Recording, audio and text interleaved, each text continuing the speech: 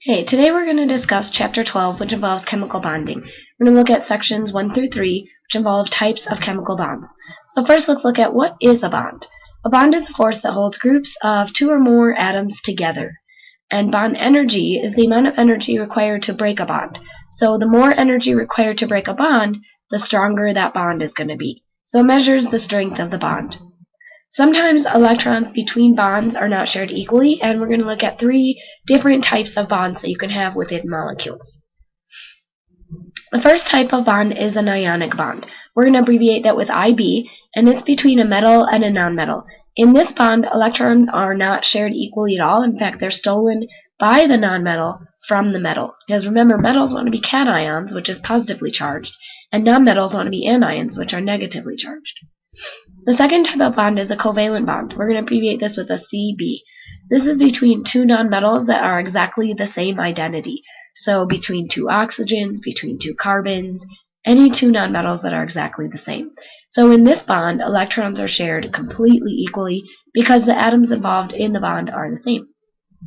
The third type of bond is the polar covalent bond. And we're going to abbreviate this with PCB.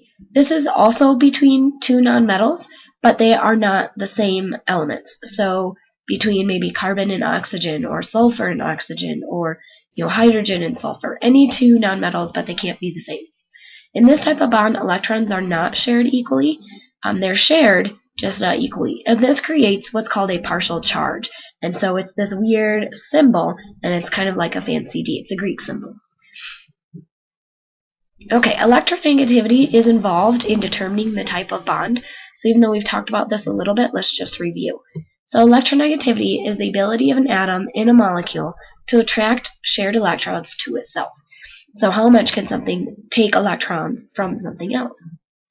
The electronegativity is present in polar covalent bonds and ionic bonds. Because in a covalent bond, it's the same 2 elements, they don't need to take electrons from each other because they're exactly the same.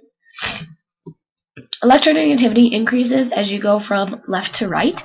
So as we go across, it's going to increase. And as you can see, high is red and fluorine is red. It also decreases as we go down. So we could say that it also increases as we go up. So fluorine is our most electronegative element.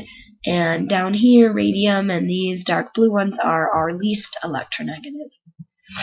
The higher the electronegativity, the closer the shared electrons are to that atom. So fluorine is going to hold on to those, is going to steal, take those shared electrons, and they're going to spend more time with fluorine than with the other atom in the bond. The type of bond depends on the electronegativity difference. We just subtract the electronegativities of the 2 atoms, and there's a chart in your book, and I'll also give you one in class. If the difference is greater than 2, that means your bond is an ionic bond. That's usually going to be a metal and a nonmetal. If the difference is between 2 and, let's say, 0.1, then it's a polar covalent bond. So that's going to be 2 nonmetals. And if your difference is 0, that's going to be a covalent bond. So again, 2 nonmetals, but they have to be exactly the same, like 2 sulfurs. Just because a polar covalent bond has the word polar in it and has an electronegativity difference, doesn't mean that the molecule itself is polar. There's a difference between a polar bond and a polar molecule, and we'll talk more about polar molecules later on. Right now, let's talk a little bit more about bond polarity and what are called dipole moments. So a dipole moment, which we're going to abbreviate with a DM, is a partial charge, and it's represented by a center of positive charge and a center of negative charge. Within our polar covalent bond, we said electrons weren't shared equally. So that means that electrons are going to spend more time on one end of the bond than they are on the other. That spot where they spend more time is going to be negatively charged because electrons are negative. And then that other end is going to be positively charged. We indicate this dipole moment with an arrow that points toward the negative end of the molecule. So we're drawing where the electrons are going to be located most of the time. So let's look at hydrogen fluoride.